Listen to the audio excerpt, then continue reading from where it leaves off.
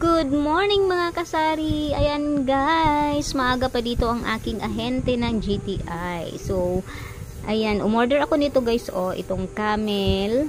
7 rim to mga kasari. Camel na lights. Lights ba to? Oo, lights. At saka ito, red pala to. And then Mighty, Winston. Yan ito. Tsaka Mighty red. So, lahat ng to guys, umabot siya ng 12,000. Mahigit. Ayan. So, every, naman sila dito, twice a month silang pumupunta dito. So, lahat to nasusold out to guys after 2 weeks.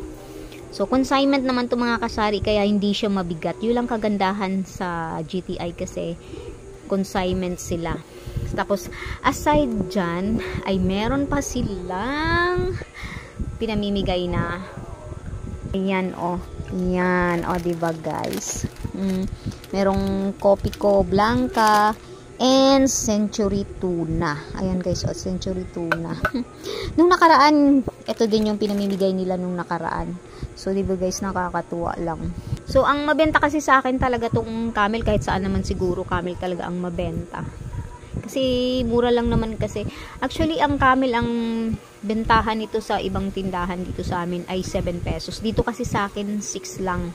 Kaya nauubos talaga tong 7 rib na to. Pero okay lang naman guys kung 6 pesos siya. Yun naman talaga ang SRP ng camel. Kailangan mapaubos ko to kasi next week bago na naman, diba mga kasari, laging bago yung sigarilyo mo. Kung mamahalan kasi to, naku, hindi mauubos to sa loob ng 2 linggo. Yan diba guys, nakakatuwa lang. So, bumili din ako kahapon ng mga kasari, isang sakong asukal. Kasi nakakapagod bumili ng pa 1/4. So, ang bili ko nito is 3,200 guys, isang sako na to. So, i-repack ko pa to mamaya. Yun nga lang, mapagod kang mag-repack, pero okay lang.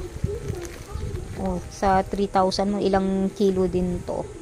Bumibili lang ako ng plastic ng asukal. So, ito mga kasari, bumili ako nito. Ayan, mura lang naman to Malaki pa rin ang kita mo pag bumili ka ng sako-sako. So, ayan nga mga kasari, napakalaking tulong talaga sa ating mga may tindahan yung ahente guys. Bukod sa hindi ka pa napapagod pumunta sa mga grocery store, sila mismo ang pupunta sa ating tindahan at magdi-deliver. And bukod pa dyan, ay makakatanggap ka pa ng mga nila, kung ano may mga promo nila, may pinamimigay silang mga promo, ikaw makakatanggap din. Basta alagaan lang natin yung ating mga ahente. Yan, kailangan mabait din tayo sa kanila guys. Para pag may mga sila dyan, mga free, mabibigyan tayo.